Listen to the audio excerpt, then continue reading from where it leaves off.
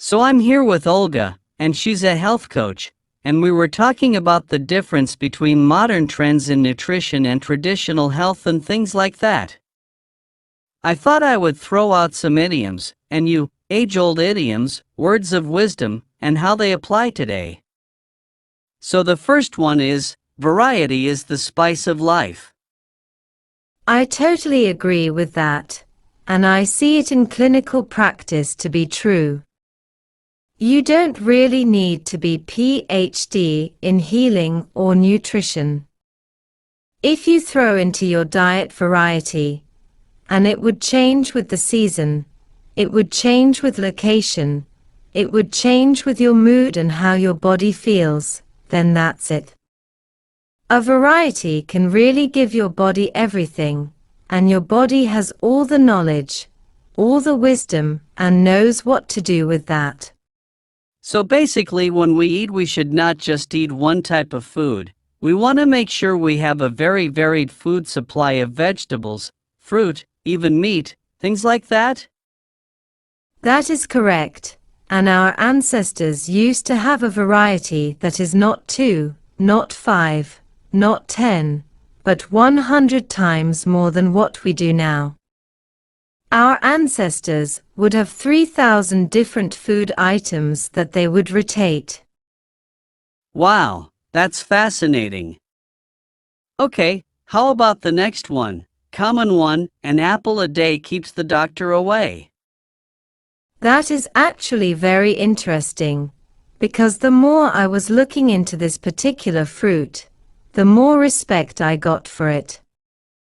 And when I designed liver detox systems, we have a special apple day, and we use malic acid and apples as a preparation to dissolve gallbladder and liver stones, and you can go on and on and on about all the components of an apple.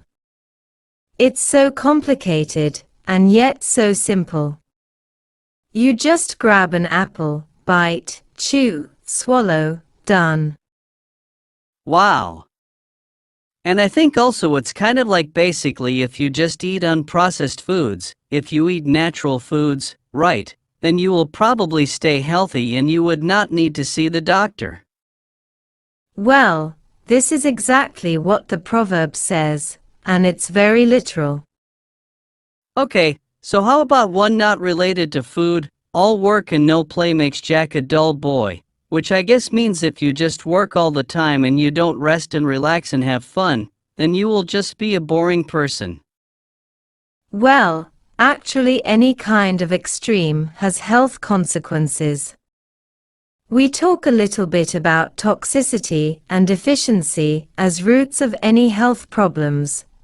So when you don't have enough of something, or too much of something, both cause problems. Wow, that's fascinating. Okay, so let's talk about sleep. The early bird gets the worm. So I think it means that people that go to bed early and wake up early, they are more productive? Do you think that's what it means? Well, I'm not sure. Honestly, I have seen people really individualize their life, and some people go to bed late and wake up late, and they're still productive. And in different times of our lives we have different periods when it's better to go to bed early and wake up earlier, and other times it's okay to go to bed late and wake up late. But in general, yes, Chinese medicine talks a lot about their times for the different meridians that represent organs. For example, from 11 o'clock in the evening until 3 o'clock in the morning, it's liver and gallbladder time. So if you're up during that time, these organs do not rejuvenate, they don't repair, and it's tremendous stress for them. Wow. Okay, so let's talk a little bit about medicine and seeking help. How about a stitch in time saves 9?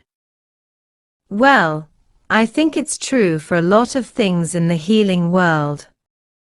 It's much, much easier to prevent disease than to reverse it.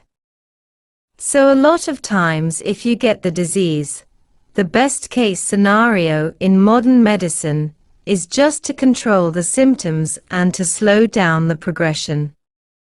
But if you use the natural preventive medicine, it's actually much less effort, and you can enjoy life, and you can enjoy that first stitch without ever thinking or needing the 9 that would be needed if you did not do something preventive.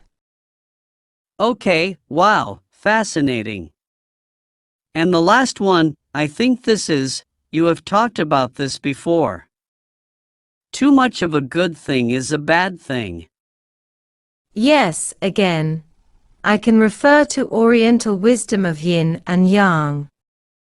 If you can visualize the symbol of yin-yang, usually it's 2 half circles, and there is a seed of the opposite color right in the middle of it. So in the white you would have a seed of black, and in the black a seed of white, and they constantly turn into each other. So too much of something turns into its exact opposite. Wow, fascinating. Thanks a lot.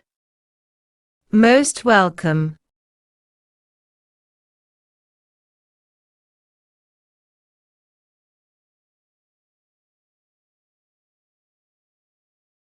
John, I have never met your family. Do you have a big family? Yeah, kind of. There are 5 people in my family, so it's a medium family. I have 2 brothers, so there are 3 boys in my family. And there's my mother and my father. How about your father? Do you look like him? Yes, I do. I do look like my father. When he was younger. He had blonde hair like me and he has glasses. So do I. My mother has glasses, too. I'm the same height as my father. We are both 180 centimeters tall. My older brother is the same height as me and my father. But my younger brother is shorter than us. Ah. He has blonde hair and glasses too, though. Oh. How tall is your younger brother? He's a bit shorter than us. I am not sure, but I think he's around 170 centimeters tall. Oh. How about your mom? My mom is short, too. She's the same height as my younger brother. Oh. And my mom has red hair. Her hair is bright red, so my mother has different hair from the rest of my family. There are 4 people with blonde hair and 1 person with red hair. But actually, all 5 of us wear glasses. Oh really? Yeah. So John, you're thin. What about the rest of your family? Are they thin, too? Well, my mother is skinny, too, like me. But my brothers are more like my dad in their body type. They are a little bit more muscular than me. They have big muscles and they're very strong. So they are heavier than me. That's my father. He weighs more than I do. And my brothers are also heavier than me. Oh, sounds like a good-looking family. Thank you. So John, you told me about your family's appearance. What about their personality? Well, all 5 people in my family have different personalities.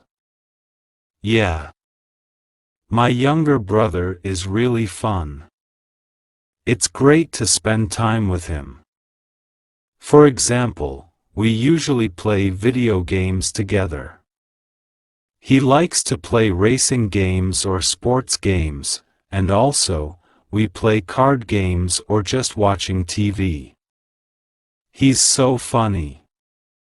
No matter what we are doing, he tells jokes and I love listening to him tell jokes about whatever we are doing at the time. And he's so cheerful and bright. He's always open to new people and new ideas. So I really like spending time with him. He makes me feel cheerful, too, when we talk together. That's great. How about your older brother? Well, my older brother, he's a really good guy. He's not so entertaining like my younger brother, but he's very smart. He's really serious. He likes to study and read. For example, he likes reading the Greek philosophers. He likes reading about Plato and Socrates. And he's always talking about philosophy. I like that stuff, too. I think it's interesting, but he's not very funny. I see. How about your dad? My dad. Let's see, what can I say about my dad's personality? He's a hard worker. He's very devoted to everything he tries. He was raised on a farm, so he knows a lot about animals. And now, he has a farm as a hobby. My dad raises horses and chickens. He loves animals and he has so many animals, but he doesn't think of them as farm animals, they're his pets and he loves them. He spends every day outside where no matter what the weather, because he has to take care of his family, which is all of his animals. And he's a really smart guy. Maybe a bit serious at times. His sense of humor is maybe like you can imagine from an old man. I see. How about your mother? What's she like? My mother loves to read horror novels. Really? Yeah, horror books. So she knows a lot of stuff about crime or mysteries or police dramas and lawyers. She loves that stuff. So my mother is very interested in those kind of books and movies and TV shows, too.